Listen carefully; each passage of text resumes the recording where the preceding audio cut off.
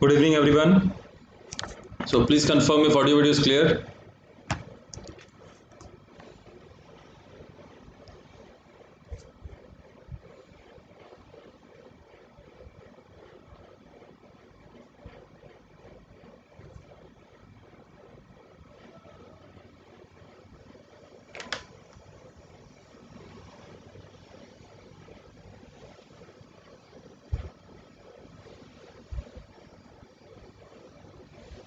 Okay, so we can start. Good afternoon, everyone. तो हम लोग बेसिक फिजिक्स की बातें कर रहे हैं यहाँ पर. बेसिक फिजिक्स, और बेसिक फिजिक्स में जो हमारी यूनिट चल रही है बेटा, जो बेसिक फिजिक्स में हमारी यूनिट चल रही है that is about mechanical properties of solids. Mechanical properties of solids. अभी तक जो हमने बातें कर ली हैं वो इलास्टिक बिहेवियर पढ़ लिया, हुक्स लॉ पढ़ लिया, यंग्स मॉडुलस पढ़ लिया, बल्क मॉडुलस पढ़ लिया और शियर मॉडुलस ऑफ रिजिडिटी पढ़ लिया. इतनी कहानी हम लोगों ने ऑलरेडी पढ़ ली. ठीक है, हमें जो पढ़ना है आज वो क्या पढ़ना है? स्ट्रेस स्ट्रेन का रिलेशनशिप पढ़ना है. कि स्ट्रेस स्ट्रेन की रिलेशनशिप आपने भी देख रखा होगा, माइल्ड स्टील का आपने कहीं ना कहीं अपने सब्जेक्ट में, कोर सब्जेक्ट में देखा होगा. ठीक है, स्ट्रेस स्ट्रेन में क्या रिलेशनशिप होता है, ज़्यादातर सब मटेरियल में लगभग क्या सिमिलर रहता है, इस तरीके की कहानी पढ़नी है. ठीक है, दूसरा हम लोगों को पढ़ना है इलास्टिक एनर्जी के बारे में. इलास्टिक एनर्जी क्या होती है. और थर्ड हमें पढ़ना है पॉइजन्स रेशियो के बारे में. ठीक है, साथ ही साथ हमें जो हमने पुराना पढ़ रखा है उसके न्यूमेरिकल्स करने हैं.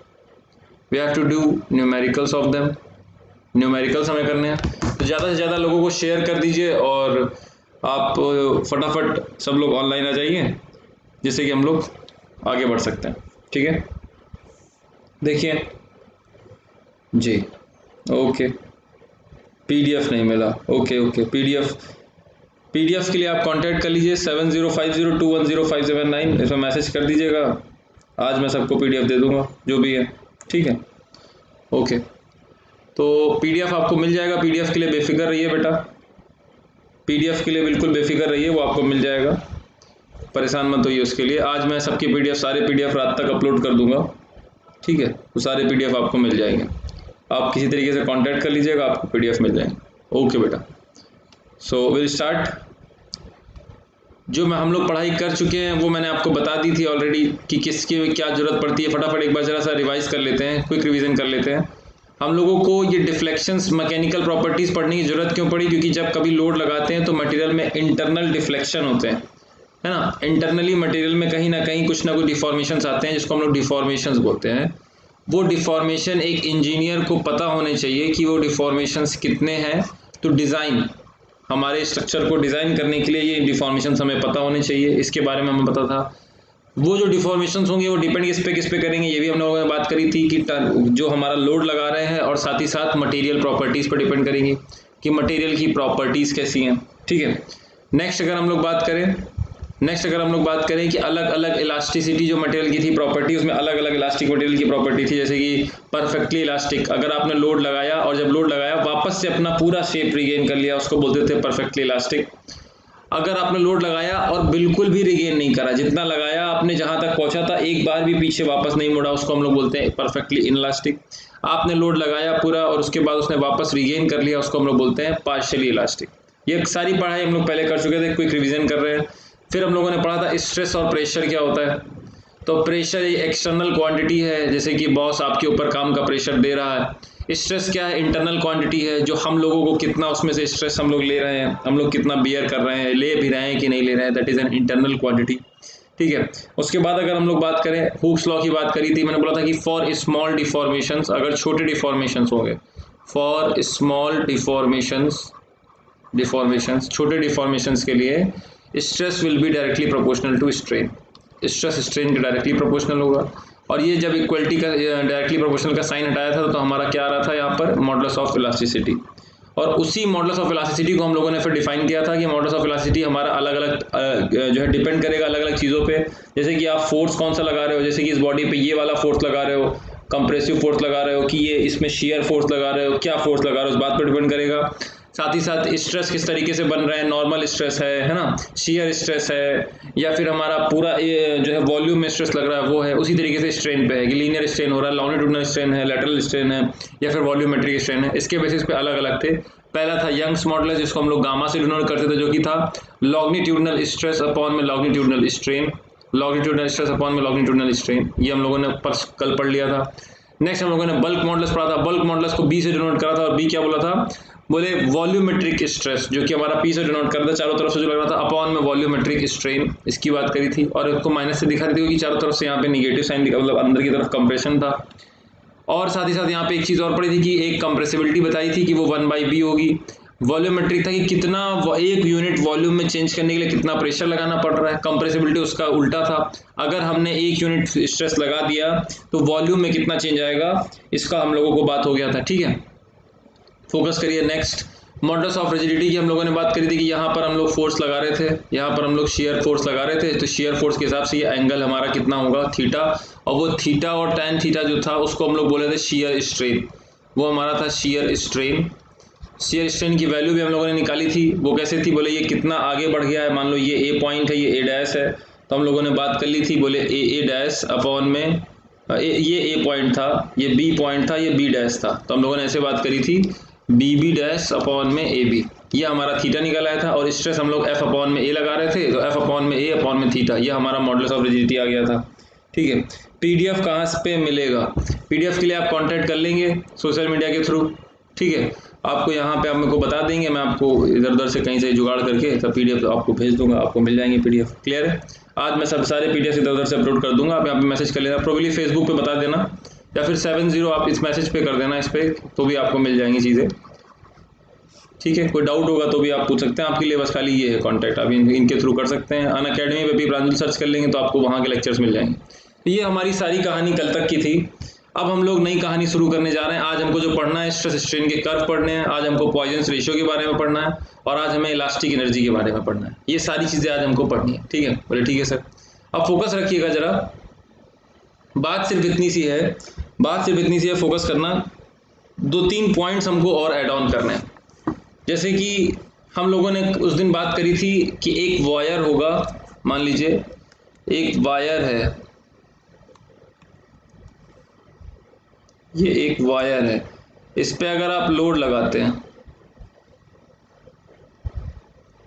इस पे अगर आप लोड लगाते हैं, ठीक है, तो मान लीजिए ये L लेंथ का वायर है, इस पे आप लोड लगाते हैं F।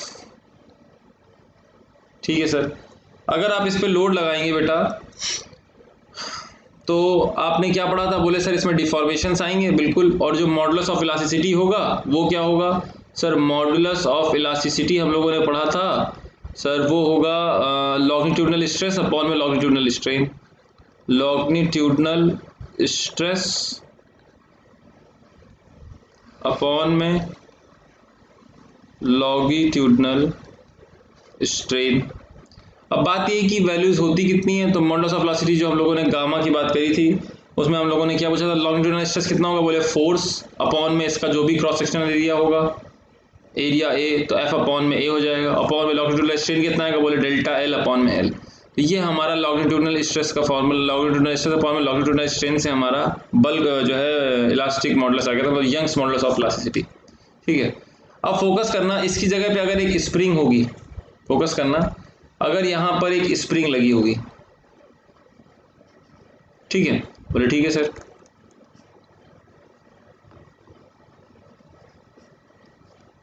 और उसमें आप फोर्स लगाएंगे, उसमें आप फोर्स लगाएंगे F का, तो आप जब F का फोर्स लगाएंगे तो कहीं ना कहीं ये स्प्रिंग क्या करेगी, इसमें डिफॉर्मेशंस आएंगे, ये तो थी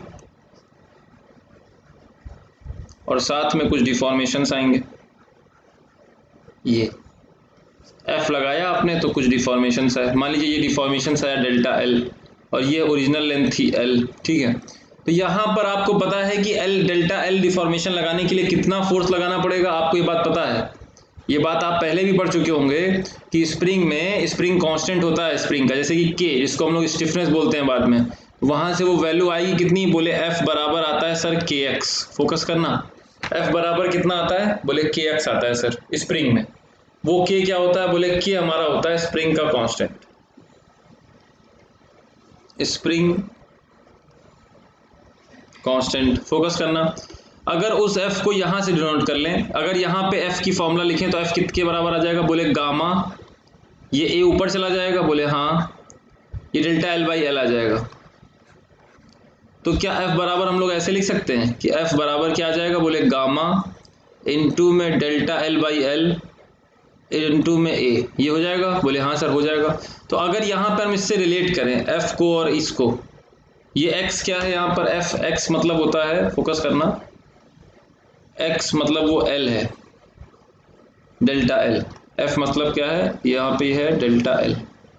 अरे यार बोलोगे भाई, यहाँ पर fx बराबर होता था ना जब x डिफॉर्मेशन होता था, तो यहाँ पे डिफॉर्मेशन कितने का हो रहा है? डेल्टा L का डिफॉर्मेशन हो रहा है बेटा। अगर डेल्टा L का डिफॉर्मेशन हो रहा है तो फोर्स जो लगाना पड़ेगा वो कितना होगा? स्प्रिंग कांस्टेंट इनटू में delta L, spring constant into में डेल्टा L, क्लियर है? और अगर स्प्रिंग कांस्टेंट इनटू में डेल्टा L लगाना पड़ेगा, और अगर हम लोग कंपेयर कर लें किसको? कंपेयर कर लें, अगेन रिपीट, ओके।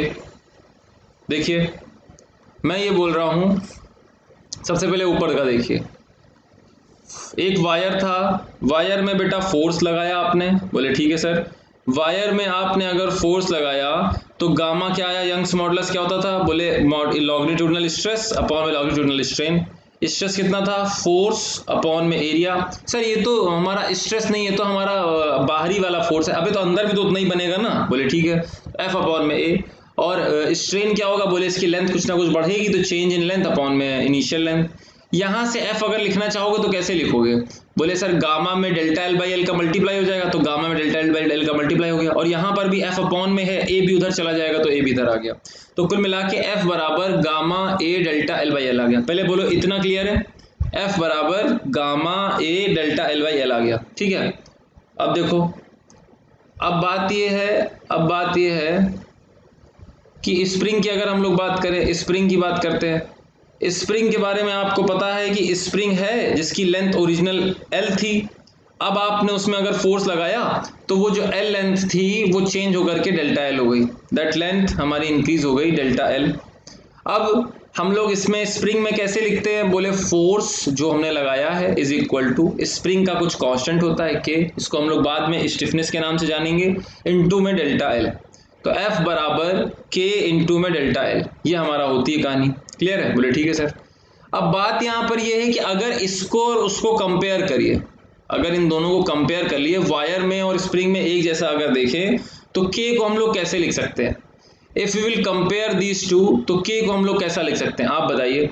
तो यहाँ पर डेल्टा L है, यहाँ पर डेल्टा L है। अब इस फोर्स को क्या हम लोग ऐसे लिख सकते हैं? गामा A अपॉन में L इंटू में delta L, gamma A upon में इंटू में डेल्टा L, और F बराबर K इंटू में डेल्टा L। तो यहाँ से क्या हम लोग ऐसा कुछ लिख सकते हैं कि K बराबर गामा A अपॉन में L, क्या हम लोग ऐसा लिख सकते हैं? K बराबर गामा A अपॉन में L। तो अगर हम लोग स्प्रिंग के सवाल और वायर के सवालों को देखें तो कहीं ना कहीं हम लोग स्टिफनेस को इस तरीके से लिख सकते हैं। गामा यहाँ पर क्या है? गामा यहाँ पर क्या है बेटा? Young's modulus. गामा यहाँ पर क्या है? Young's modulus. ए क्या है? क्रॉस सेक्शनल एरिया, किसका? वो जो वायर है। मतलब सारे के सारे वायर को हम स्प्रिंग के जैसा मान के सवाल सॉल्व कर सकते हैं, बस खाली आपको स्टिफनेस की जगह पे जो स्प्रिंग कांस्टेंट है उसकी वैल्यू ये लेनी होगी। ये क्या है? Initial length of wire. Clear है बात? जी सर।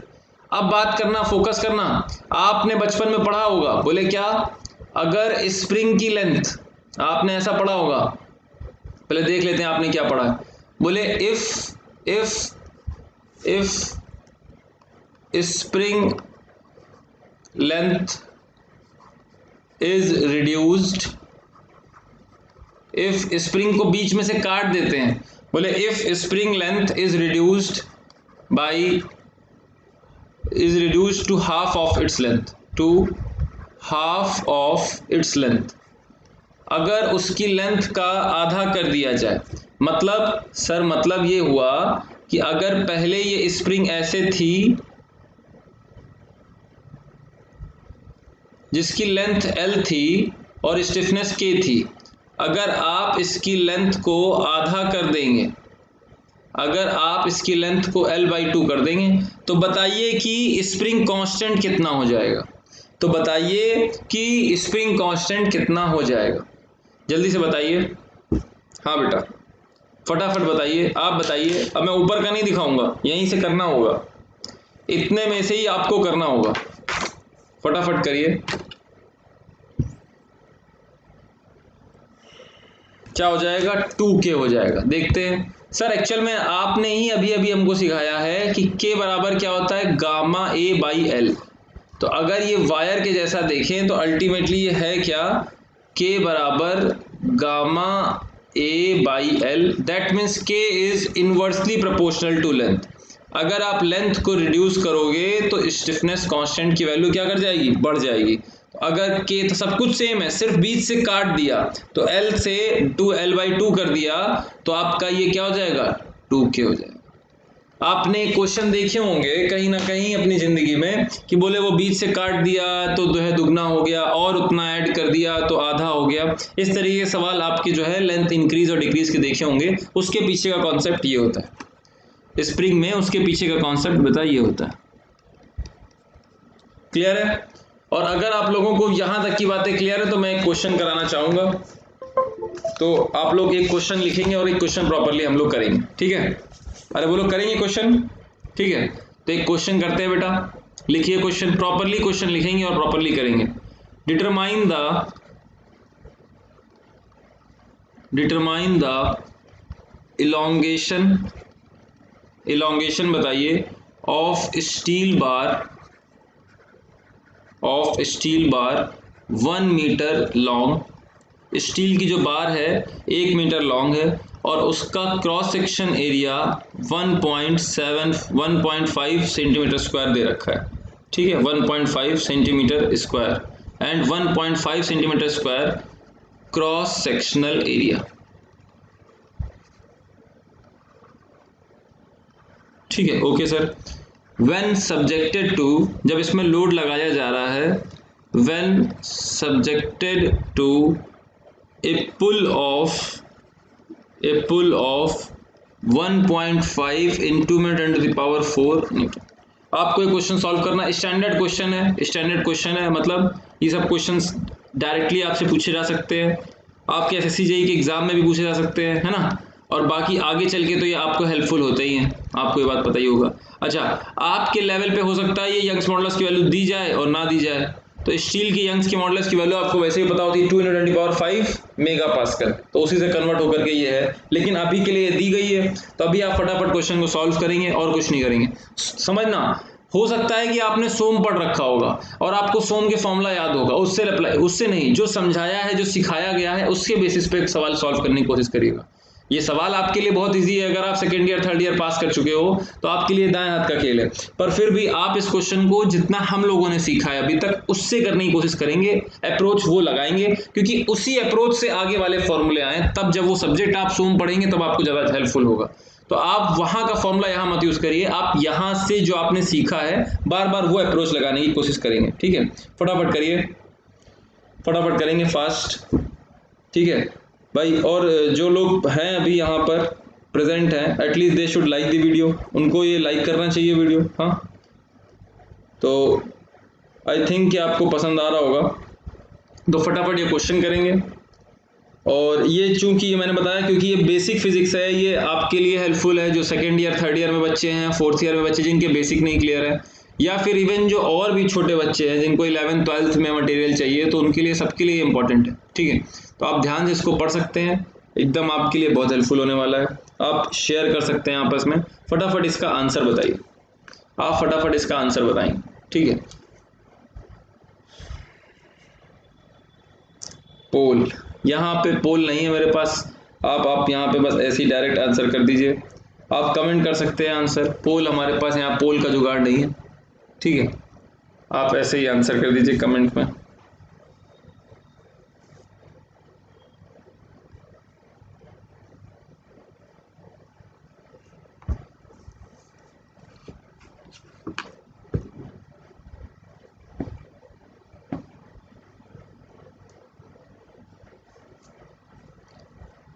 हाँ भाई बोलो, आंसर करो।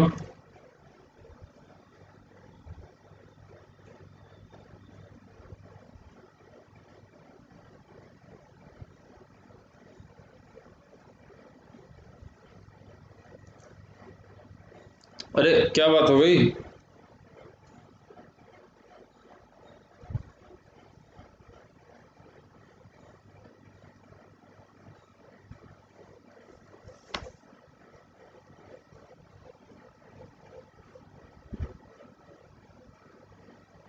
देखिए, जो लोग नहीं कर पा रहे हैं वो देखिए। आपसे पूछा एलोंगेशन कितना होगा स्टील, आपको यंग मॉडुलस दिया है ना, बस उसी का इस्तेमाल करिए। यंग्स मॉडुलस किसके बराबर होता है? बोले longitudinal stress, longitudinal stress upon में लॉन्गिट्यूडनल स्ट्रेन। ठीक है, स्ट्रेस कितना होगा? बोले फोर्स अपॉन में एरिया। और स्ट्रेन कितना होगा? बोले स्ट्रेन होगा डेल्टा एल अपॉन में एल। इलास्टिक मॉडुलस की वैल्यू आपकी दे रखी कितनी? 2 इंटू 10⁻11। ये किसमें दिए? न्यूटन पर एम मीटर स्क्वायर में। साइंटिफिक नोटेशन है 2.0 के फॉर्म में दिया हुआ है। ये इसका ऑर्डर हुआ। अरे समझ में आती है बातें? नहीं आती है? इसका ऑर्डर हुआ। तो बोले एफ कितना है? बोले ये न्यूटन में दे रखा है, जो यूनिट सेम है कोई बात नहीं, रख दीजिए, पुट कर दीजिए। 1.5 इंटू में 10⁻4। आपसे पूछा गया है एरिया, इसका न्यूटन एरिया कितना दिया हुआ है? क्रॉस सेक्शनल एरिया दिया सेंटीमीटर में दिया हुआ है। अब चूंकि बाकी सब मीटर में है तो इसको सेंटीमीटर को भी मीटर में कन्वर्ट करना पड़ेगा, तो 1.5 लिख दिया। अब समझना, पहले इसको करेक्ट कर लेते हैं, है ना। तो ये 1.5 अपॉन में आपका लिख रहा हो 1.5, ये तो आपका इसका हो गया लोड का, और अपॉन में 1.5। अब ये सेंटीमीटर है, सेंटीमीटर से मीटर में जाना है तो डिवाइड करना पड़ेगा, क्योंकि छोटी से बड़ी यूनिट में जा रहा हो, बोले 100 से डिवाइड करना पड़ेगा। स्क्वायर है तो इस पर भी क्या लगेगा? स्क्वायर। इतनी बात समझ में आ गई? तो यहाँ पर ये खेल हो गया इसका, ठीक है। बोले ठीक है सर, आगे देखिए। अपॉन में क्या होगा? बोले अपॉन में होगा सर चेंज इन लेंथ, जो कि आपसे पूछा है इलोंगेशन। और ओरिजिनल बार कितने की है? बोले 1 मीटर की है, तो आपका ये आ जाएगा 1 मीटर की। यहाँ से आप चेंज इन लेंथ निकाल लेंगे फटाफट। 10⁻4 और 10⁻4 ये पहले से है, ठीक है। 1.5 1.5 कट जाएगा। बोले ठीक है सर। ये 4 2 जा 8 है, 4 और 4, ये दो है ना, 4 और 4 8 हो जाएगा। और ये 8 इसको काटेगा तो यहाँ कितना आ जाएगा? 9 10 11, 2 × 10⁻3। ये हमारा डेल्टा एल है बाई 1 मीटर। तो ये डेल्टा एल जब हमारा होगा तो ये हो जाएगा 1/2 इंटू 10⁻3, क्योंकि इन्वर्स ले लोगे, बाकी सब कट ही गया, इन्वर्स ले लोगे। ये आपका जो भी आंसर आएगा ये मीटर में आएगा। ये जो भी आंसर आएगा वो किस में आएगा? मीटर में आएगा। मैं ऊपर दिखा देता हूँ, ये जो भी आंसर आएगा वो मीटर में आएगा। मतलब 1/2 मतलब 0.5 इंटू में 10⁻3 मीटर। आप इसको कैसे दिखा सकते हैं? बोले 0.5 10⁻−3, तो 0.5 mm आप ऐसे दिखा सकते हैं। अरे बोलो हाँ या ना। तो 0.5 mm के आसपास आपका डेल्टा एल आ जाएगा। ये हम लोगों ने सोम से नहीं, ये हमने हमारा बेसिक फिजिक्स के कॉन्सेप्ट्स पढ़ करके हम लोगों ने क्वेश्चन निकाला। क्लियर है सबको? मीटर में, ये मीटर में है, ये mm में है। एक और क्वेश्चन करेंगे बेटा, एक और क्वेश्चन करेंगे, ठीक है। फास्ट एक और क्वेश्चन करिए। प्रॉब्लम नंबर 2, प्रॉब्लम नंबर 2 फटाफट देखेंगे। बल्क मॉडुलस ऑफ वाटर आपको दे रखा है। कितना दे रखा है?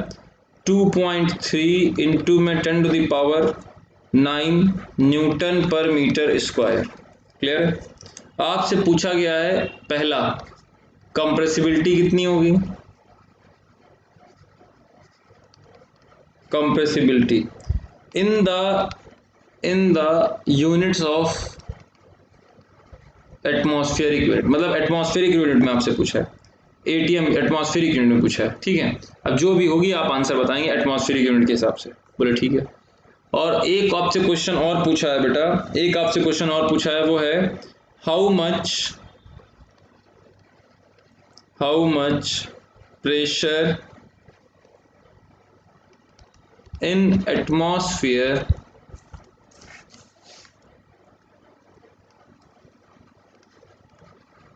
how much pressure in atmosphere is needed to compress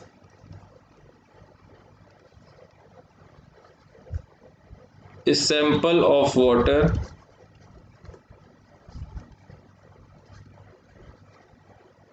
by 0.1%।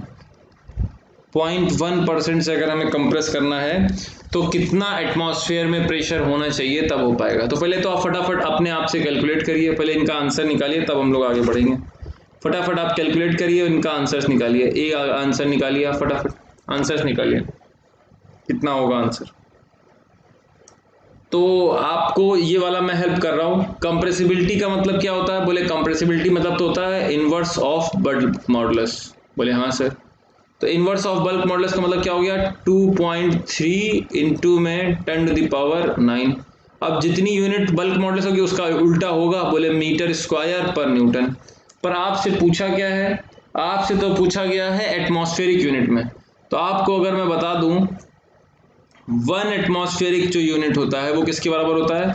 1.0123 into में 10⁵ बार, मतलब पास्कल।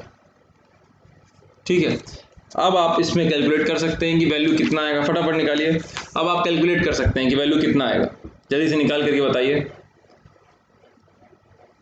आप यहाँ पर इसमें कैसे कन्वर्ट करेंगे ये आपका काम है। अच्छा, ये पास्कल में वापस से, पास्कल मतलब क्या होता है? वही न्यूटन पर मीटर स्क्वायर, उसके हिसाब से लिखे दे रहा हूँ, न्यूटन पर मीटर स्क्वायर। तो आपको देखना होगा कि आप कैसे क्या करेंगे, आप किस चीज़ में किस चीज़ को मल्टीप्लाई करके आप आंसर निकालेंगे। आपका काम है अभी आगे का सवाल करना, मेरा काम नहीं है। आपको मैंने सब कुछ जितना जरूरी इतना दे दिया है। आप ऊपर रखेंगे नीचे रखेंगे, ये आपका काम है। आप फटाफट आंसर बताएंगे बस खाली।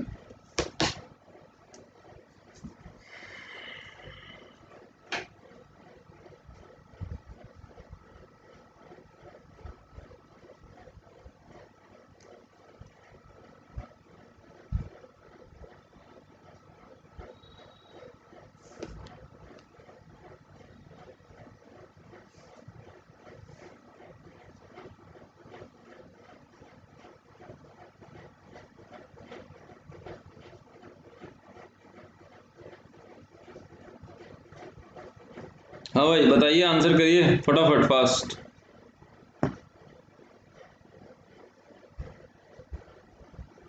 किसी का आंसर आ पाएगा? जल्दी निकालिए।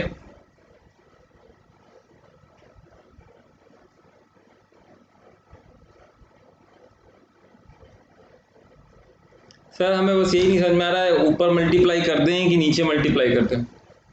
अबे ये पता है ना? बोलो हाँ।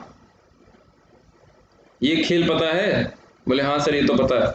तो बस आपको ये भी पता होना चाहिए कि इसका अगर इन्वर्स कर दोगे, इसी यूनिट का इन्वर्स कर लो ना। कुछ नहीं समझ में आ रहा है तो आप ये देख लो कि 1 में 1.0123 इंटू में 10⁵ मीटर स्क्वायर पर न्यूटन में कितने एटीएम होते हैं? बोले 1/1 एटीएम इनवर्स, 1 एटमॉस्फेरिक इनवर्स 1 में हो जाएगा। फोकस करना, आपको कन्वर्जन ऑफ यूनिट पढ़ाना है, इसीलिए मैंने इतना काम कर रहा हूँ। आप कैसे भी कर सकते हैं, मैं आपको एक आसान तरीका बता भाई। आपको इसमें कितना एटमॉस्फेरिक होगा ये पता करना है ना, आपको ये रिलेशन पता है तो आप बस खाली उल्टा कर दो। इसको उल्टा करा, जो लिखा हुआ है उसका उल्टा करा, बोले उल्टा लिख दिया। इसका भी उल्टा करा, लिख दिया। ये यहाँ पे इन्वर्स हो गया, ये यहाँ पे इन्वर्स हो गया। क्लियर है? बोले क्लियर है सर। अब आप निकाल दो, अब आप निकाल दो कि क्या होगा। बोले इतने में इतना एटमॉस्फेरिक होता है, तो बताओ इतने 1 में कितना होगा। अगर इतने में इतना होता है तो 1 में कितना होगा? तो 1 मीटर स्क्वायर पर किलो न्यूटन में कितना होगा? तो बोले सर इतने में इतना होता है तो 1 में क्या डिवाइड करना पड़ेगा? अरे बोलो हाँ या ना। अरे यार बोलते नहीं हो यार तुम लोग। ये इधर लिख रहा हूं मैं, इधर। इसका मतलब ये कितना हुआ? बोले इसका मतलब हो गया ये आपका 1 एटमॉस्फेरिक यूनिट का इनवर्स। इतने में इतना तो 1 में कितना? बोले ये इंटू ये अपॉन में ये, तो अल्टीमेटली ये 1.0123 इंटू में 10⁵ ऊपर आ जाएगा। अरे बोलो यार, अगर ये ऊपर आ जाएगा तो ये आंसर किस में आएगा? एटमॉस्फेरिक इनवर्स में। 1 में अगर इतना तो इतने में कितना वो निकाल लीजिए। तो आपको निकालना होगा 1/2.3 इंटू 10⁹9 में 1/2.3 इंटू 10⁹9 इंटू 10⁹9 मीटर स्क्वायर पर किलो न्यूटन में कितना होगा? तो आप मल्टीप्लाई कर देंगे 1.0123 इंटू 10⁵ अपॉन में 2.3 इंटू 10⁹9। ये आ जाएगा आपका किसमें? एटमॉस्फेरिक यूनिट के इनवर्स में। फटाफट आंसर बताइए कितना आ रहा है आपका।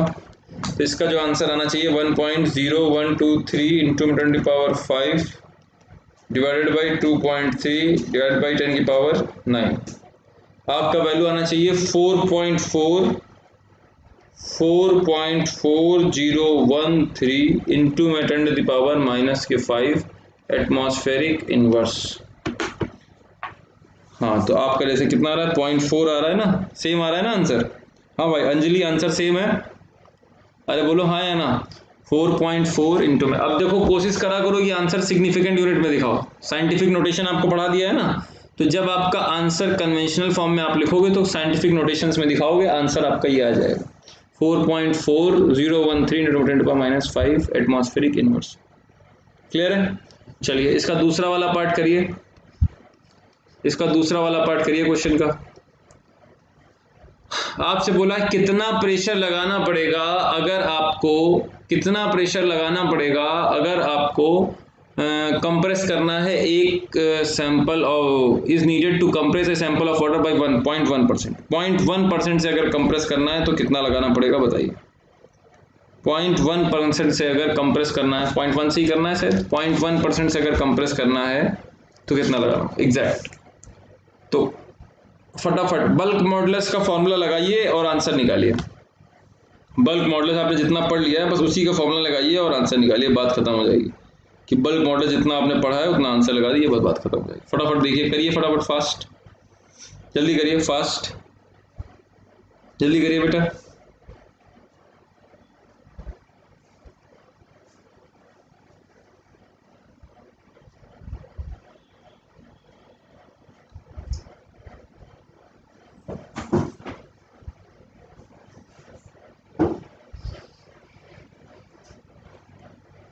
तो हम लोग देखते हैं, सबसे पहले हम लोग उठाते हैं बल्क मॉडुलस।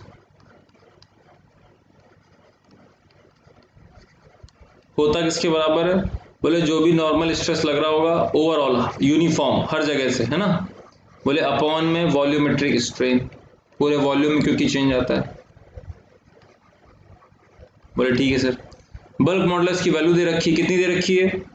बोले 2.3। अच्छा अब फोकस करना, आपको इसमें बोला किसमें है? बोले how much pressure in atmosphere, तो आपको एटमॉस्फेरिक प्रेशर पूछा है। अरे बात समझ रहे हो नहीं समझ रहे हो? तो इसकी ये वाली यूनिट लगाने की जरूरत ही नहीं है, आप इसको किसमें कन्वर्ट करके लगाओ, वही उसी में। अरे समझ रहे हो नहीं, एटमॉस्फेरिक यूनिट का सारा खेल रखो, चाहे पहले से कर लो चाहे बाद में कर लो, एक ही बात है। तो सर आप एक काम करिए, हम लोग यूनिट लगाना सीख रहे हैं तो आप पहले से नहीं, आप बाद में ही करवाइए। अभी आप नॉर्मल निकलवाइए, बाद में हम लोग एटमॉस्फेरिक में निकाल देंगे, ठीक है। तो 2.3 इंटू 10 की पावर 9 दे रखा है। बोले ठीक है सर, 2.3 इंटू में 10 की पावर 9 ये आपको दे रखा है। स्ट्रेस कितने का लग रहा है देखते हैं। बोले तो हाउ मच प्रेशर आपसे पूछा ही है, ये प्रेशर कितना, भाई स्ट्रेस वही प्रेशर है ना, तो आपको बाहर से कितना प्रेशर लगाना पड़ेगा ये पूछ रहा है, ठीक है। To compress a sample of water by 0.1%, तो वॉल्यूमेट्रिक स्ट्रेन कितना हुआ? बोला उसने बोला कि कंप्रेस बाई 0.1%, तो बताइए वॉल्यूमेट्रिक स्ट्रेन कितना होगा? आपको जवाब देना होगा बेटा, क्वेश्चन को पढ़ना आना चाहिए। अगर आप क्वेश्चन नहीं पढ़ पाएंगे तो गलत हो जाएगा। तो आप बताइए 0.1% अगर बोला है तो कितना वैल्यू लिखेंगे वहां पे, जल्दी बोलिए फास्ट।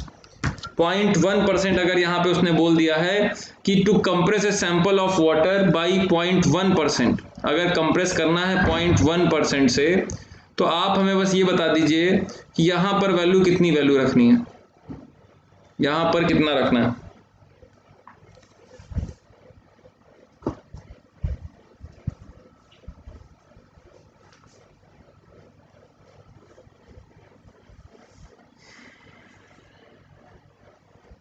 देखिए तो कितना रखेंगे स्ट्रेन? अरे बोलो यार, 0.1% बोल रहा है ना, मतलब change in volume with respect to volume, into में 100 की वैल्यू दे रहा है 0.1, तो change in volume with respect to volume कितना आ जाएगा? बोले 0.1 अपॉन में 100, तो कितना आ जाएगा? 0.001। यहाँ पे वैल्यू जो आ जाएगी कितनी आ जाएगी? 0.001।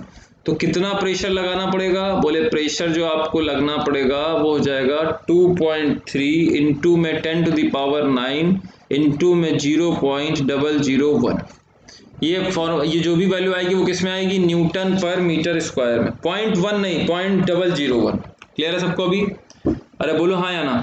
तो यहाँ पर 2.3 इंटू में 10⁹ ये जो भी आंसर आएगा, अभी ये 1 2 3 गायब हो गए ना, तो ये 2.3 इंटू में ये 3 यहाँ से 1 2 3 3 हटा दो तो कितना बचा, तो बोले 1 2 3 के लिए 6 बचा न्यूटन पर मीटर स्क्वायर में। पर आपको एटमॉस्फेयर में चाहिए, आपको एटमॉस्फेरिक यूनिट में चाहिए, तो आपको पता है कि आपको क्या पता है कि बोले 1.0123। देखो फिर से मैं पहले भी सिखा चुका था, फिर से मैं सिखा रहा हूँ, इंटू 10⁵ न्यूटन पर मीटर स्क्वायर में एक एटमॉस्फेरिक होता है, इसमें एक एटमॉस्फेरिक होता है।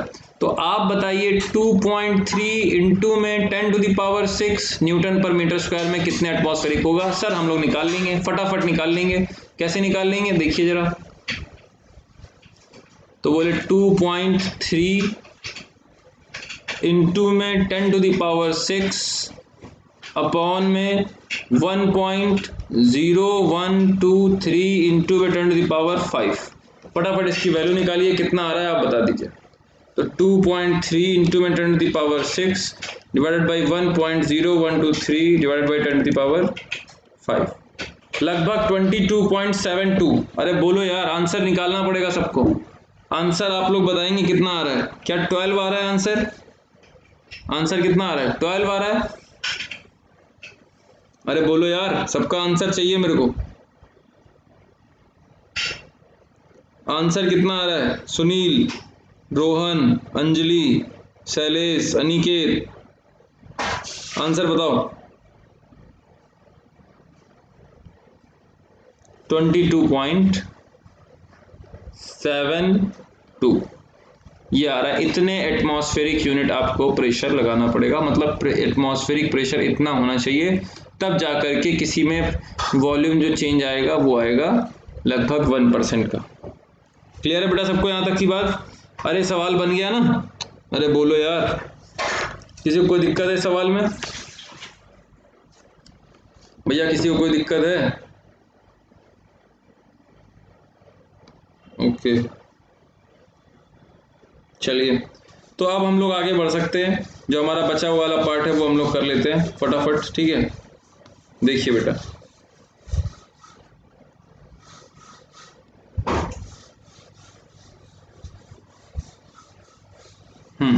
बस हो गया। चलिए नेक्स्ट देखते हैं हम लोग। अब अगला जो हमें पढ़ना है वो है स्ट्रेस स्ट्रेन का रिलेशनशिप, फोकस करना। सर ये थोड़ा पहले समझाइए। अरे मैंने बताया था कि कोई बॉडी होगी, इलास्टिसिटी एक प्रॉपर्टी होती है, इलास्टिसिटी एक प्रॉपर्टी होती है। क्या प्रॉपर्टी होती है? जिसकी वजह से अगर हम लोड लगाते हैं इलास्टिक लिमिट तक, अगर हम लोग लोड लगाते हैं इलास्टिक लिमिट तक, if we will apply load up to the elastic limit, what will happen? क्या होगा बेटा?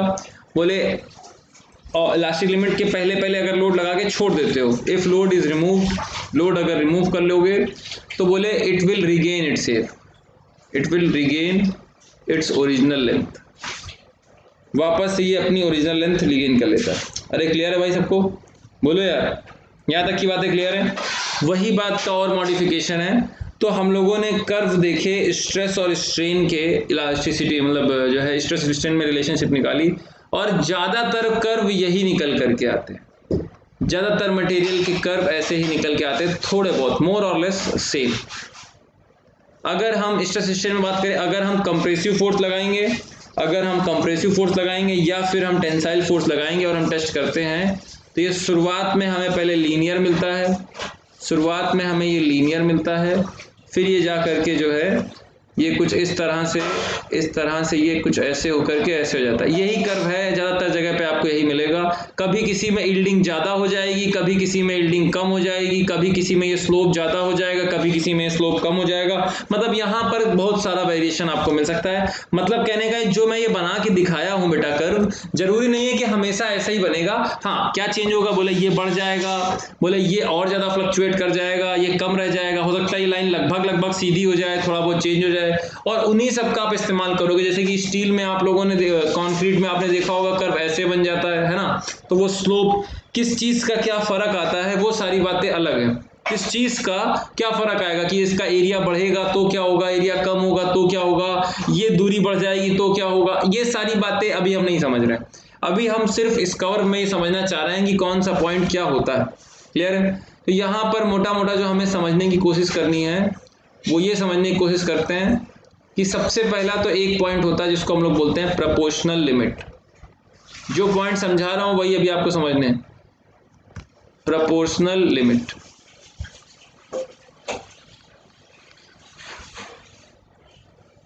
बोले क्या होती है, फोकस करिए। What is the proportional limit? ये कर्व जा रहा है, बोले ठीक है सर, यहाँ पे बिल्कुल कर्व दिख रहा है, वो कर्व नहीं है, पहले स्ट्रेट लाइन रहेगा। हुक्स लॉ वैलिड है, हुक्स लॉ वैलिड है मतलब stress is directly proportional to strain. तो ये प्रोपोर्शनल लिमिट है। तो अगर हम लोग लोड लगाते, इसको कर्व में ये कई सारे पॉइंट दिए ना, हम लोग इसको और अभी अपने हिसाब से बना लेते हैं जितने की हमें जरूरत है, ठीक है?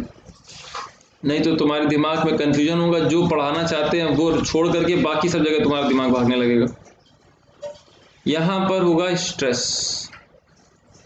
यहां पर होगा स्ट्रेन। भैया सब लोग जिंदा है ना? कोई कुछ कह क्यों नहीं रहा है? अरे भैया कोई कुछ बोल क्यों नहीं रहा है?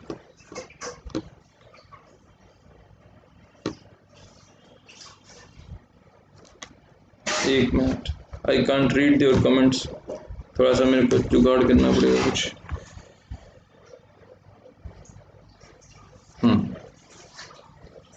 एक मिनट बेटा, मैं पढ़ रहा हूँ, भी देख रहा हूँ आप लोग क्या कह रहे हैं। हाँ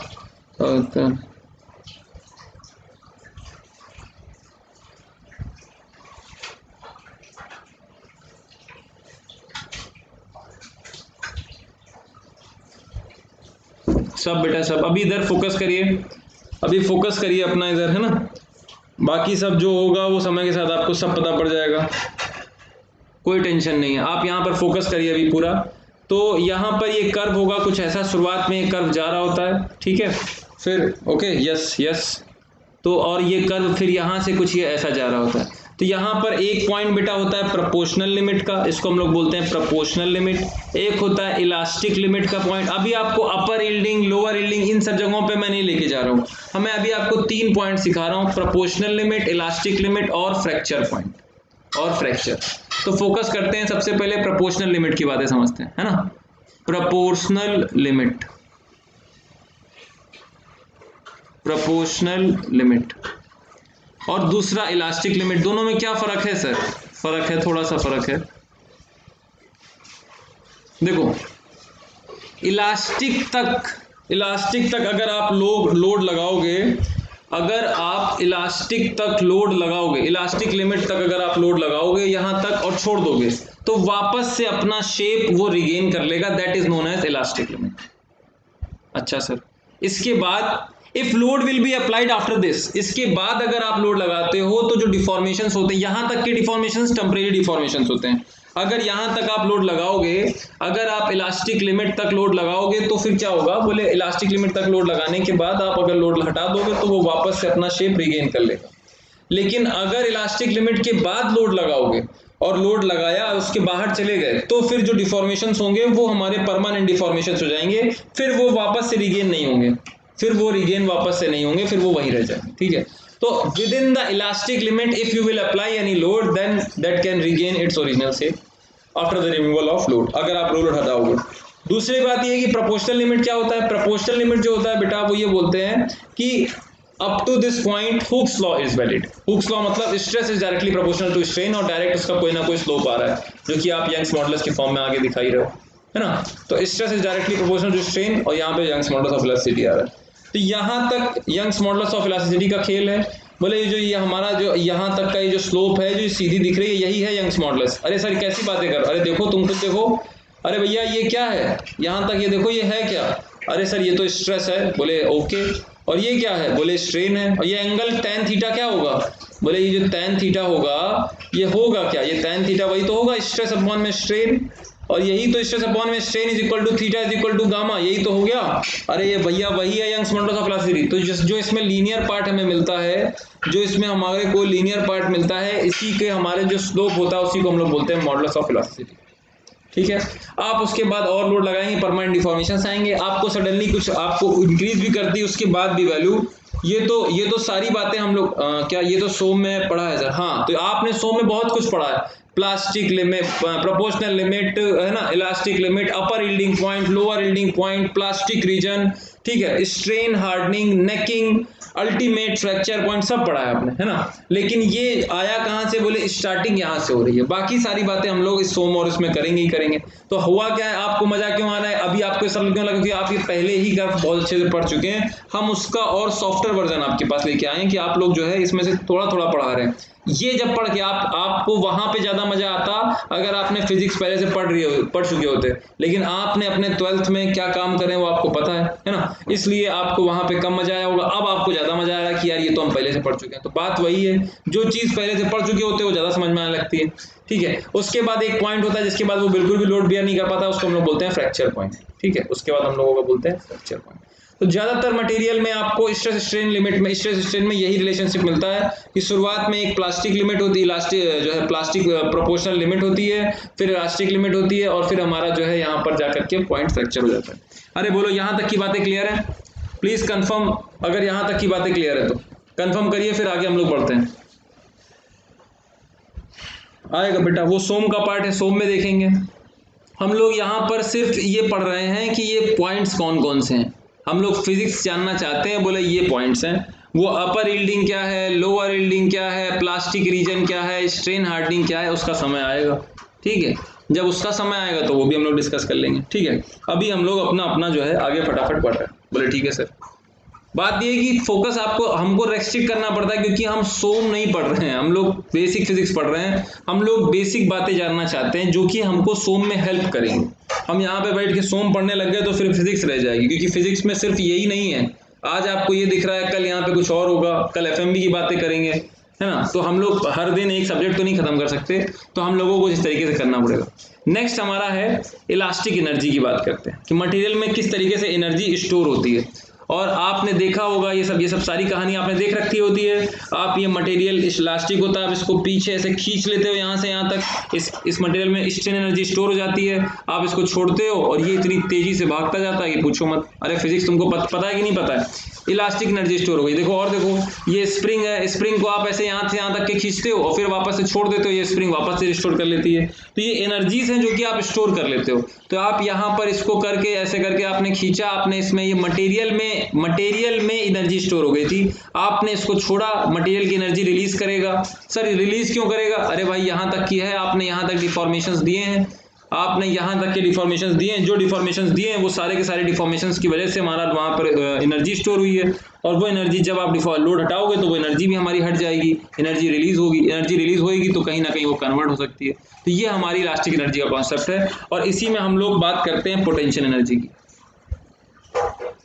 इसी में हम लोग बात करते हैं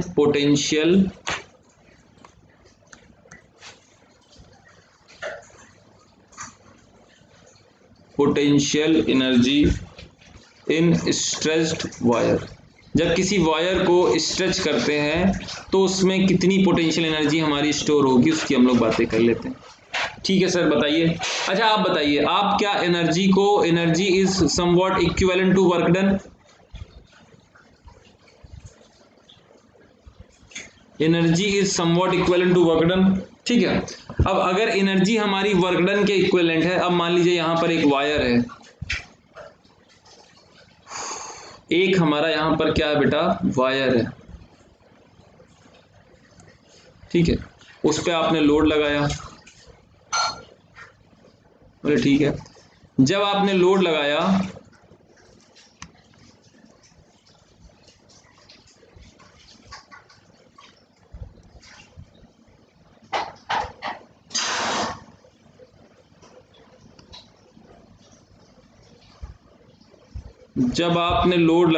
तो इसमें कुछ ना कुछ डिफॉर्मेशंस आए, बोले ठीक है सर इसमें कुछ डिफॉर्मेशंस आए, ओके डन। जो डिफॉर्मेशंस आए बेटा, मान लीजिए वो डिफॉर्मेशन आया डेल्टा एल का, आपका जो डिफॉर्मेशन आया वो डेल्टा एल का डिफॉर्मेशन आया, ओके सर। और ओरिजिनल लेंथ थी जो, वो कितनी थी, एल। ओरिजिनल लेंथ जो थी वो कितनी थी, एल, ठीक है। फोकस करते रहना, बोले ठीक है सर। यस नो, नो मतलब क्या बेटा, नो मतलब क्या कहना चाहते हो? नो मतलब क्या कहना चाहते हो? क्लियर है? तो ये आया, तो यहां पर आया। अब बात करना एनर्जी को हम लोग इक्विवेलेंट से, अगर हम लोग गड़बड़ कर रहा है ना, 1 मिनट वेट करना पड़ेगा।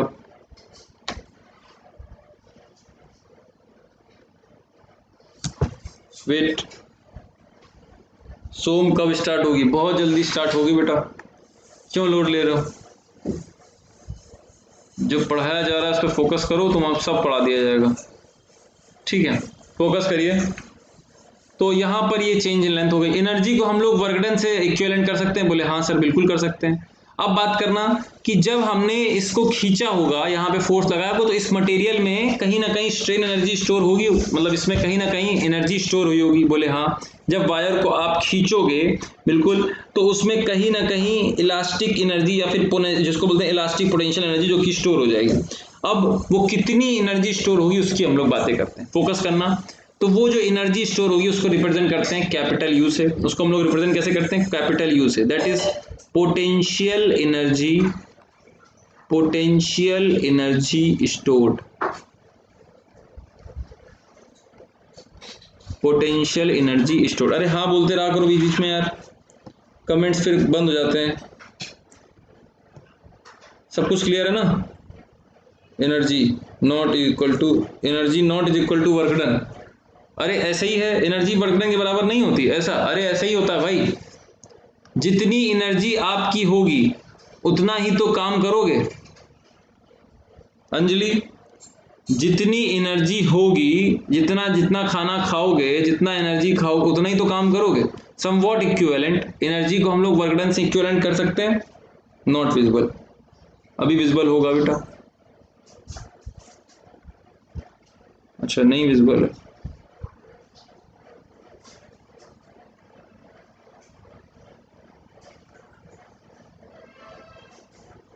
Okay okay okay, there is some issue, कुछ दिख नहीं रहा। ओके ओके, करता हूं मैं कुछ।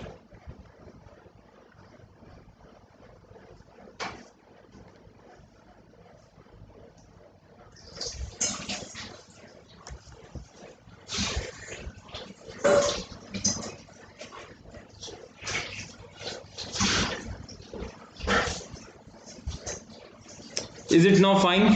चेक करिए बेटा, फोर्स इनटू डिस्प्लेसमेंट। अरे वो सब छोड़ो, पहले ये वाला डाउट क्लियर करते हैं। अभी मेरे हिसाब से क्लियर है। आप ये बताइए, energy is somewhat equivalent to work done, ये बोल सकते हैं ना? इसको बोलने में कोई तकलीफ है? अबे जितनी काम एनर्जी होगा उतना ही तो काम करोगे, इस तरीके से हम लोग बात करते हैं। और ये वर्क डन कितना होता है? बोले वर्क डन होता है फोर्स इनटू डिस्प्लेसमेंट। बिल्कुल सही बात है। वर्क डन हम लोग जो करेंगे वो किसके बराबर करते हैं? बोले काम कितना फोर्स लगा रहे हैं और कितनी दूर तक लेके जा रहे हैं। Work done is equal to work is energy and energy is work. Okay okay done. तो फोर्स इनटू डिस्प्लेसमेंट। तो अगर हम लोग बात करें यहाँ पे पोटेंशियल एनर्जी की, पोटेंशियल एनर्जी की, तो वर्क डन से हम लोग अगर इक्विवेलेंट करें, अब समझना डिस्प्लेसमेंट क्या शुरुआत में ही डेल्टा एल हो गया होगा? नहीं, समझना बात को, धीरे धीरे डिस्प्लेसमेंट हुआ होगा। देखो धीरे धीरे धीरे धीरे धीरे धीरे, तो शुरुआत में जीरो होगा डिस्प्लेसमेंट, बहुत इंपॉर्टेंट है बेटा। शुरुआत में डिस्प्लेसमेंट क्या होगा? जीरो होगा, फिर धीरे धीरे बढ़ा होगा, आखिरी में डेल्टा एल हुआ होगा। तो हर समय पे डिस्प्लेसमेंट नहीं था डेल्टा एल, तो इसका एवरेज ले लेते हैं। शुरुआत में जीरो, बाद में डेल्टा एल, तो कुल मिला के क्या हो गया? एवरेज वैल्यू लो। तो वैसे ही हम लोग अगर यहाँ पे बात करें, या फिर हम लोग फोर्स की फॉर्म, तो ये जो ट्रायंगल बन रहा होता है ना पीछे, जो आपने ट्रायंगल पढ़ा है, ये आपने ट्रायंगल पढ़ा है ना, ये देखिए बस ये। तो आप यहां तक जा रहे हैं, तो एनर्जी स्टोर होती क्या है? बोले फोर्स, ये अभी स्ट्रेस स्ट्रेन के फॉर्म में फोर्स डिस्प्लेसमेंट का कर्व भी ऐसा बनेगा, तो ये ट्रायंगुलर बन रहा होता है, धीरे धीरे बढ़ रहा होता है। जब हम लोग एवरेज लेंगे तो बोले क्या हो जाएगा? बोले 1/2 फोर्स इंटू डिस्प्लेसमेंट। आप यहां पर अगर बात करेंगे तो किसकी बात करेंगे? बोले 1/2, ओके सर, इंटू में फोर्स, इंटू में डिस्प्लेसमेंट। डिस्प्लेसमेंट कितने का हो रहा है? अब देख सकते हैं, बोले delta L, total delta L का हो रहा है, एवरेज ले लिया 1/2 डेल्टा एल। अब फोकस करना, 1/2 फोर्स कितना लग रहा होगा? बोले वो तो सर स्टिफ, अगर वायर को स्प्रिंग के जैसा मानो तो फोर्स kx के बराबर लगता है। अरे याद करो हाँ या ना? तो बोले यहां पर लगेगा k इंटू डेल्टा एल, तो यहाँ पे फोर्स कितना लगेगा? k इंटू में डेल्टा एल, तो यहाँ पे क्या हो जाएगा? 1/2 k, बोले ठीक है, इंटू में डेल्टा एल। डेल्टा एल कितना हो जाएगा? तो डेल्टा एल पहले से ही डेल्टा एल था, और डेल्टा एल यहाँ पे एक और आ गया, तो कितना हो गया? डेल्टा एल का स्क्वायर। फोकस करना, सारी चीजें बाद में रिलेट होंगी। ये देखो हम सोम से रिलेट करके भी पढ़ा सकते हैं, पर नहीं, हम लोगों को बेसिक फिजिक्स यहां से वहां जाना, वहां से यहां नहीं आना, ठीक है। फोकस करिए।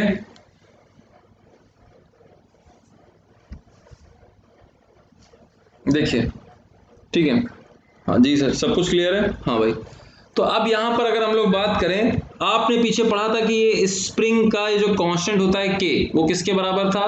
बोले के सर हमने निकाला था Young's modulus gamma, okay, into में ए अपॉन में L, K is equal to gamma A upon में एल, निकाला था ना स्प्रिंग कांस्टेंट। बोले बस वही स्प्रिंग कांस्टेंट यहाँ पुट कर दीजिए जो आपने निकाला था। तो बोले गामा इनटू में ए अपॉन में एल इनटू में डेल्टा एल का स्क्वायर। अरे बोलते रहो बे। और अगर आपने ये पढ़ा है तो आप नीचे आइए और इसको और सॉल्व करिए। आप देखिए 1/2 इनटू में, फोकस करते रहना, ठीक है सर, कुछ छूटा तो नहीं है? Young's modulus, Young's modulus, okay sir, यहां पे स्क्वायर था क्या? हाँ स्क्वायर। तो यहां पे आ जाएगा यंग्स मॉडुलस इनटू में डेल्टा एल अपॉन में एल। ये देखो यंग्स मॉडुलस उठा लिया, डेल्टा एल अपॉन में एल, एक डेल्टा एल और बच गया है। बोले हाँ, डेल्टा एल एक और बच गया है और एक एरिया बच गया। अरे इतना बोलो, इतना समझ में आता है? बोले हाँ सर, इतना तो हमें आराम से आता है समझ में, कहीं कोई दिक्कत नहीं है। गामा है, ये है, सारी चीजें हमें दिख रही हैं, एकदम क्लियर कट दिख रही हैं, कहीं कोई परेशानी नहीं है। जरा फोकस करिएगा, फोकस करते रहिएगा। अगर हम लोग बात करें यहाँ पर, भैया सबको जी sir, fine sir, yes sir, okay good. तो अगर हम लोग बात करें यहाँ पर 1/2 गामा लिखा रहने दिया, डेल्टा एल बाई एल कर दिया है, एक आपको दिख रहा है? बोले ठीक है सर। ये डेल्टा एल बाई एल को हम लोग क्या लिख सकते हैं? स्ट्रेन लिख सकते हैं? बोले हाँ सर। गामा को हम लोग गामा के साथ में स्ट्रेन लिख दीजिए। फोकस करो कैसे लिखे दे रहा हूं मैं, अजीब गरीब तरीके अपना रहा हूं। बोले हाँ सर ये स्ट्रेन। और अगर यहां पर मैं एल का ऊपर नीचे मल्टीप्लाई कर दूं तो भी तो स्ट्रेन लिख सकता हूं। सर ऐसा कर ही क्यों रहे हो? अरे देखो भी मजा आ जाएगा। गामा एल अपॉन में एल फिर से क्या हो गया? बोले फिर से स्ट्रेन हो गया सर, ओके डन। और इनटू में क्या हो गया? ए इंटू में एल, ए इंटू में एल को हम लोग क्या बोलते हैं? वॉल्यूम। अच्छा सर ठीक है। तो आप बताइए यंग्स मॉडुलस किसके बराबर होता है? सर यंग्स मॉडुलस जो होता है, यंग्स मॉडुलस, आप बताइए यंग्स मॉडुलस किसके बराबर होता है? सर यंग्स मॉडुलस होता है स्ट्रेस अपॉन में स्ट्रेन, स्ट्रेस अपॉन में स्ट्रेन होता है। तो जरा देखो यहां से 1/2 इंटू में गामा इंटू में स्ट्रेन क्या हो जाएगा? स्ट्रेस हो जाएगा। गामा इंटू में स्ट्रेन क्या हो जाएगा? स्ट्रेस। अरे समझ रहे हो? तो 1/2 स्ट्रेस इंटू में स्ट्रेन इंटू में वॉल्यूम, जो भी मटेरियल है उसी को हम लोग बोलते हैं कि वो टोटल पोटेंशियल एनर्जी वहां पर कितनी स्टोर है, पोटेंशियल एनर्जी स्टोर। ये सोम में आप लोग सारी बातें पढ़ते हो। यहां तक की बातें क्लियर हैं? फिर से मैं थोड़ा सा रिपीट कर देता हूं, हो सकता है आपको नहीं समझ में आया हो, फटाफट एक बार शॉर्ट में देख लीजिए।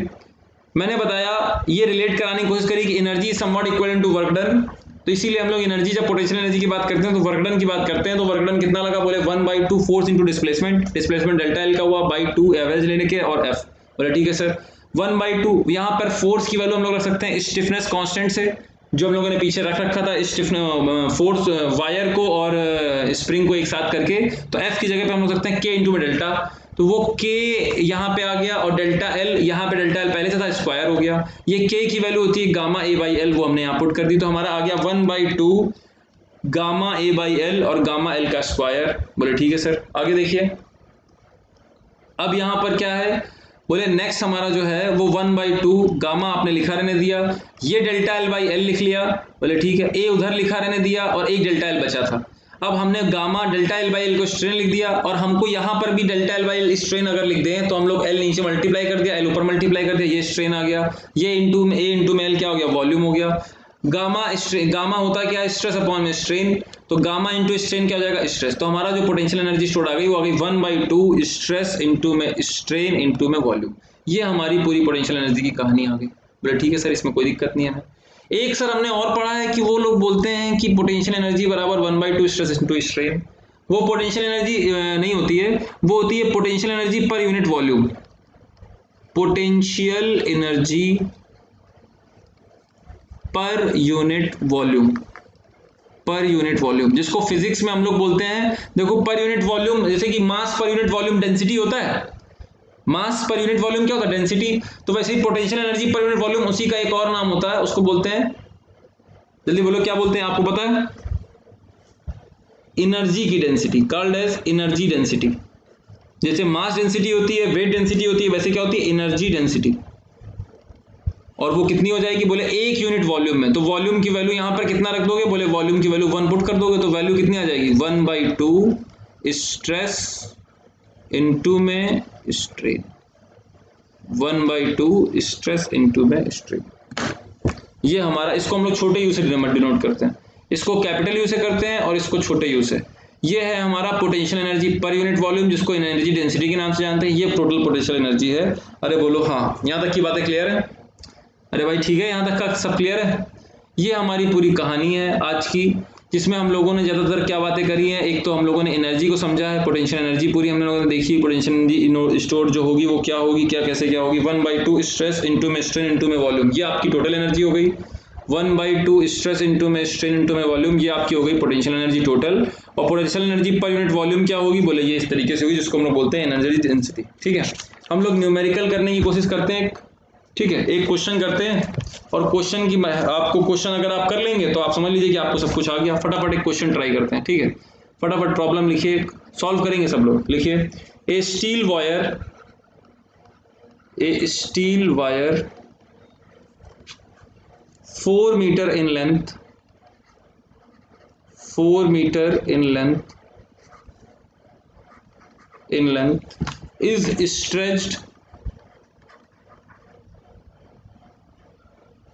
stretched through 2 mm। कितने mm स्ट्रेच कर दिया, 2.0 mm। Okay, full stop. The cross sectional area of wire, पूरा क्वेश्चन मैं इसलिए लिख लेता हूं जिससे कि आप बाद में रिवाइज करो तो आपको दिक्कत ना है। Cross sectional area of wire is 2.0 mm का स्क्वायर। ठीक है, next, if Young's modulus of steel, हमको देने की जरूरत नहीं है, आप बड़े हो गए, आपको पता है कितनी होती है, 2 × 10⁵। तो आपका यहाँ पे जैसे दिया हुआ है 2 × 10⁻11, तो वो न्यूटन पर मीटर स्क्वायर में दिया होगा। ठीक है, 6 में 5 में 6 और जोड़ दो 11, 2 × 10⁵ न्यूटन। आप करिए फाइंड क्या क्या फाइंड करना है, फोकस करिए। एक तो आपको एनर्जी डेंसिटी पता करनी है। देखिए, अब पुराना पीछे पेज में मत पलटिएगा, ऐसे ही बताइए एनर्जी डेंसिटी ऑफ वायर। ठीक है, और बी आपको पता करना है इलास्टिक पोटेंशियल एनर्जी कितना स्टोर हुआ, elastic potential energy stored in wire. फटाफट देखेंगे, तो फोकस करिए फटाफट। एनर्जी डेंसिटी, बस रिप्रेजेंटेशन देखिए, इसको किससे रिप्रेजेंट करते हैं सर, छोटा यू, और इससे किसको रिप्रेजेंट करते हैं सर, बड़ा यू। खत्म खेल। सर क्यों खत्म, अरे यार यू बराबर क्या हो जाएगा, 1/2 स्ट्रेस इनटू में स्ट्रेन। बोले हाँ सर, अभी आपने पढ़ाया है और पीछे पेज दिखाने की आपको जरूरत नहीं है, हमको याद हो गया है सर। तो स्ट्रेस कितने का लगेगा, तो बोले सर वायर में सर स्ट्रेस एक्चुअल में सर थोड़ा कम समझ में आ रहा है, स्ट्रेस लगेगा कैसे का सर। अच्छा ये बताइए स्ट्रेन कितने का लगेगा, स्ट्रेन तो दिख रहा है सर, एक्चुअल में स्ट्रेन ना 2 mm लेंथ में चेंज है और 4 मीटर का वायर है, तो स्ट्रेन यूनिट बराबर करके आराम से रख दीजिए, आ जाएगा। बोले कैसे, बोले स्ट्रेन क्या होगा, बोले स्ट्रेन होगा ΔL/L। तो ΔL आपका कितना, 2 mm दिया हुआ है, तो उस 2 mm को आप किस में कन्वर्ट कर दीजिए, मीटर में। तो 2 × 10⁻³ माइनस का, और इधर में कितना दिया हुआ है, लेंथ ओरिजिनल 4 दिया हुआ है, वो 4 में रख दीजिए। ठीक है, बोले ठीक है। स्ट्रेस की बातें करिए सर, स्ट्रेस का क्या खेल, तो सर स्ट्रेस तो इसमें कहीं दिया नहीं है। अबे तो स्ट्रेन दिया है ना, तो स्ट्रेस की मदद से, यंग्स मॉडल्स की मदद से निकाल लोगे। बोले कैसे, अरे गामा बराबर क्या होता है, स्ट्रेस अपॉन में स्ट्रेन। अरे समझ रहे हो नहीं समझ रहे हो, तो स्ट्रेस बराबर क्या लिख सकते हैं, बोले स्ट्रेस बराबर लिख सकते हैं सर गामा इनटू में स्ट्रेन, फिर से लिख देंगे, जो जिसकी सहारे से प्रूफ करा है उसी का हम लोग इस्तेमाल कर रहे हैं। तो बोले ठीक है सर, तो आप यहाँ पे न्यूटन मीटर के स्क्वायर में रखिए, तो गामा की वैल्यू न्यूटन मीटर में कितनी है, बोले 10 की पावर 11। स्ट्रेन हम लोगों ने ये निकाला ही, उसी का स्क्वायर कर दीजिए बस। तो 2 × 10⁻³ अपॉन में 4 और उसका क्या कर दीजिए स्क्वायर। फटाफट आंसर निकाल लीजिए कितना आ रहा है, फटाफट आंसर निकाल करके बताएंगे। सब लोगों से आंसर आना चाहिए। तो कैलकुलेटर की जरूरत नहीं है मेरे हिसाब से, कैलकुलेटर की जरूरत नहीं है। ये 2 2 कट गया, बोले ठीक है सर। ये 2 और 2 कट गया, ठीक है सर। यहाँ पे आ गया 10⁻11, ओके सर। यहाँ पर 2 से 2 कट गया, तो यहाँ पे नीचे 8 आ गया। 2 2 जा 4, 2 2 4 और 2 का स्क्वायर, यहाँ नीचे 4 आ गया। और 10⁻³ का स्क्वायर हो गया 10⁻6। तो ये अल्टीमेटली आ कितना गया, बोले 11 में 6 गया, बचे 5। 10⁵ अपॉन में 4। तो हम लोग 100 अपॉन में 4 को कैसे लिख सकते हैं, 25। 25 इंटू 10 कितना आ गया 3। अरे बोलो हाँ या ना। लेकिन हम लोग ऐसे लिखते नहीं, हम लोग कैसे लिखेंगे 2.5 इंटू में 10⁴। ये हमारा साइंटिफिक नोटेशन होता है, आपको सिखा दिया था। तो हमारा आंसर कितना आ जाएगा 2.5 इंटू में 10⁴। अब आप ये बता दीजिए कि इसकी यूनिट क्या होगी। 2.5 इंटू में 10⁴, इसकी यूनिट क्या होगी, आप बता दीजिए फटाफट, जल्दी बताइए। 2.5 इंटू में 10⁴, यूनिट बताइए फटाफट फास्ट। सर एनर्जी की यूनिट, अरे तुमको पता है ना एनर्जी की यूनिट कितनी होती है। बोले सर एनर्जी होता क्या है, हमको तो पता ही नहीं। Energy work done, work done मतलब न्यूटन मीटर। तो यूनिट सब कुछ न्यूटन मीटर में रखा है ना, तो यूनिट भी कितनी आ जाएगी न्यूटन मीटर। सर जूल भी तो सुना, अबे वही है न्यूटन मीटर को हम लोग क्या रिप्रेजेंट करते हैं, जूल से। तो newton meter is also known as joule, तो हमारी ये आ जाएगी जूल में। लेकिन बात याद रखना, ये जो आया है वो किस में आया है, बोले ये 1 यूनिट वॉल्यूम के लिए आया है, तो मतलब ये पर मीटर क्यूब में आया है। एनर्जी डेंसिटी देखो पीछे, एनर्जी डेंसिटी इज फॉर पर यूनिट वॉल्यूम, तो जो भी इसकी यूनिट होगी पर यूनिट वॉल्यूम, तो पर यूनिट वॉल्यूम मतलब जूल पर मीटर क्यूब में आंसर आएगा। तो जो भी आंसर आएगा वो जूल में आएगा पर मीटर क्यूब, 1 मीटर क्यूब के लिए, ठीक है। अगर आपसे पूछ देगा energy stored in wire total, जो अगर पूछ देगा तो उसके लिए फिर आपको अलग से निकालना पड़ेगा। बिल्कुल सर अलग से निकालेंगे उसको, तो निकालिए। अब यहाँ तक का समझ में आ गया है, अरे बोलो यार यहाँ तक का समझ में आ गया है, आगे बढ़े, हाँ बोलो भाई। तो देखिए अगर हम लोग आगे की बातें करते हैं तो elastic potential energy stored in wire कितना हो जाएगा, बोले वॉल्यूम से मल्टीप्लाई करना होगा। क्रॉस सेक्शनल एरिया दिया हुआ है 2 mm का स्क्वायर और लेंथ दी हुई है 4, तो वॉल्यूम से हमको मल्टीप्लाई करना है। जो भी वैल्यू आई है, जो भी हमारी वैल्यू आई है, टोटल यू किसके बराबर हो जाएगा, बोले छोटा यू इंटू में वॉल्यूम, बस बात खत्म हो जाएगी। छोटा यू कितना है, बोले 2.5 इंटू में 10⁴, ठीक है। अब वॉल्यूम लिखने के लिए हम लोगों को क्या करना होगा, बोले लेंथ आपको कितनी दी, 4 मीटर दी है, तो ये तो 4 मीटर डायरेक्ट है, तो जो हमारा mm में दिया है उसको मीटर में कन्वर्ट कर लेंगे, ओके सर। तो जो हमारा mm में दिया उसको मीटर में कन्वर्ट करिए। तो 4 तो मीटर हो गया, लेंथ हो गई, और 2 mm स्क्वायर है। mm से मीटर में जाने के लिए 1000 से भाग देते हैं, ओके सर। mm से मीटर में जाने के लिए 1000 से, mm स्क्वायर के लिए फिर 1000 का स्क्वायर हो जाएगा। तो ये आप वैल्यू निकाल लेंगे कितनी आ जाएगी।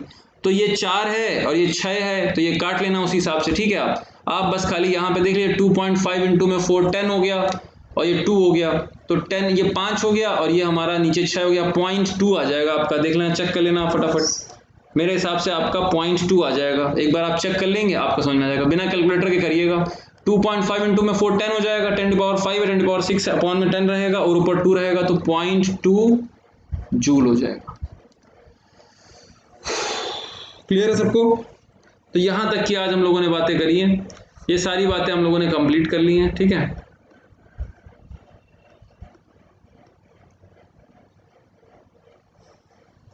आज फटाफट देख लेते हैं आज हम लोगों ने क्या पढ़ने की कोशिश करी है। तो हम लोगों ने आज ये सीखा है कि एक तो स्प्रिंग का वाला बात करा है कि स्प्रिंग की अगर लेंथ हम लोग काट देंगे तो उसमें जो है स्प्रिंग की अगर हम लोग लेंथ काट देंगे, यहाँ देखिए स्प्रिंग की अगर हम लोग लेंथ काटेंगे, कट करेंगे, तो स्प्रिंग में कहीं ना कहीं हमारा वो जो स्प्रिंग कांस्टेंट है वो डबल हो जाएगा। वो स्प्रिंग कांस्टेंट हमारा क्या हो जाएगा, 2k हो जाएगा। कैसे हो रहा था वो पूरा रिलेशन हम लोगों ने देखा है, पूरी कहानी हम लोगों ने देखी है कि क्या हो रहा है। बोले वो वायर से स्प्रिंग को कंपेयर करिए और स्प्रिंग कांस्टेंट की जो वैल्यू होती है वो गामा इंटू में a अपॉन में l हो जाएगी, और हमारा k हमारा इनवर्सली प्रोपोर्शनल टू l आ जाएगा। बोले ठीक है सर। नेक्स्ट देखिए, फिर हम लोगों ने कुछ न्यूमेरिकल्स करे हैं, है ना, जो हम लोगों ने कल पढ़ाई करी थी उसके कुछ न्यूमेरिकल्स करे हैं। और उसके बाद फिर हम लोगों ने इलास्टिसिटी और स्ट्रेस स्ट्रेन रिलेशनशिप पढ़ा है, जिसमें हम लोगों ने सारे कर्व सीखे हैं, 3 पॉइंट हम लोगों ने सीखे हैं जो हमको सीखने होते हैं। नेक्स्ट हम लोगों ने पॉइजन रेशियो हमारा रह गया, वो हम कल देख लेंगे। इलास्टिक एनर्जी की हम लोगों ने बात करी है, इलास्टिक एनर्जी कैसे क्या स्टोर होती है वो, तो वो कितनी वैल्यू होती है। पोटेंशियल एनर्जी की फॉर्म में एनर्जी जो वर्क डन होती है अरे बोलो हाँ या ना। एनर्जी क्या होती है, वर्क डन, और work done force into displacement into half, force into displacement spring के कांस्टेंट में लिखा, उसी को स्ट्रेस स्ट्रेन में लिखा दिया। तो बोले पोटेंशियल एनर्जी टोटल की बात करो तो 1/2 स्ट्रेस इनटू स्ट्रेन होता है वॉल्यूम, और अगर पर यूनिट वॉल्यूम के बारे में बात करो तो उसको बोलते हैं एनर्जी डेंसिटी। फोकस करना है इस पे, ये एनर्जी डेंसिटी के नाम से पूछता तो आप परेशान मत हो जाना। डेंसिटी मतलब पर यूनिट वॉल्यूम होता है, उसको छोटे यू से डिनोट करते हैं, और सारी बातें हैं यहाँ पे, ठीक है। उसके भी हम लोगों ने न्यूमेरिकल्स कर लिए हैं, और ये हमारा एंड हो गया है। अब जिसको जो चीज बात करनी है वो इस तरीके से कांटेक्ट कर सकता है। ओके, हम लोगों की सिलेक्शन थ्रू क्वेश्चन की सीरीज चल रही है, जिसमें हम लोग एनवायरनमेंट पढ़ रहे हैं। पूरा शेड्यूल मैं आपको बता देता हूँ। सुबह 9 से 11 आपको जियोटेक पढ़ा रहा हूँ। जियोटेक में 4th यूनिट चल रही है, परमेबिलिटी के क्वेश्चंस, परमेबिलिटी की बातें हम लोग कर रहे हैं। जिसको भी आना है 9 से 11 SSC JEE प्लस पे अभी चल रहा है, ठीक है। ये हमारा प्लस पे चल रहा है। 3 यूनिट हो चुकी हैं, जो पीछे रह गए हम फटाफट वो पीछे से कवर कर लेंगे और आ जाएंगे, क्योंकि तुरंत पढ़ करके जल्दी जल्दी हमको पढ़ना, हमारे पास प्रॉपर टाइम हो गया। इसीलिए जो 6:30 से 7:30 वाला टाइम है, जहां पर अभी मेरी क्लास होने वाली है, तो पहले मेरे को हम लोगों ने सिलेक्शन थ्रू क्वेश्चन की 3000 सीरीज चलाई थी, तो वो क्वेश्चंस हमें कराने हैं। अब वो क्वेश्चंस, अब जरूरी नहीं है 3000 लिखा तो 3000 कराएंगे इतने टाइम में। अब टाइम हो गया तो वो 6 हो सकते हैं, 10 हो सकते हैं, वो डिपेंड करेगा। और साथ ही साथ अब मैं थ्योरी भी बताऊंगा। अब मेरे पास प्रॉपर टाइम है तो अब हम लोग थ्योरी भी डिस्कस करेंगे। तो अभी आप 6:30 से 7:30 हमको मिलते हैं SSC JEE के चैनल पे, SSC JEE के चैनल पे एनवायरनमेंट के लिए, और रोज 4:30 से 5:30 आपकी क्लास हो ही रही है। और दूसरा, अगर आप UP PSC गेट और ESC की तैयारी कर रहे हैं तो बेटा आपके लिए कल के दिन, मतलब ट्यूसडे, थर्सडे और सैटरडे को मैं कन्वेंशनल क्वेश्चंस डिस्कस करता हूं एनवायरमेंटल इंजीनियरिंग में, रॉ वाटर इंजीनियरिंग के अच्छे क्वेश्चंस जो कॉन्सेप्चुअल होते हैं वो डिस्कस करते हैं हम लोग। कब? 3 से 4। तो इन समय पे आप, तो ये वाली क्लासेस अटेंड करने के लिए, जो ये वाली क्लासेस है, इसके लिए आपको P प्रांजुल सर्च कर लीजिए अनअकैडमी पे, वहां फॉलो कर लीजिए। ये सारी डिटेल्स के लिए आप यहां से बात कर लीजिए, इन सब जगहों पे आप बात कर सकते हैं, ठीक है। ओके बेटा, okay, thank you everyone, thank you.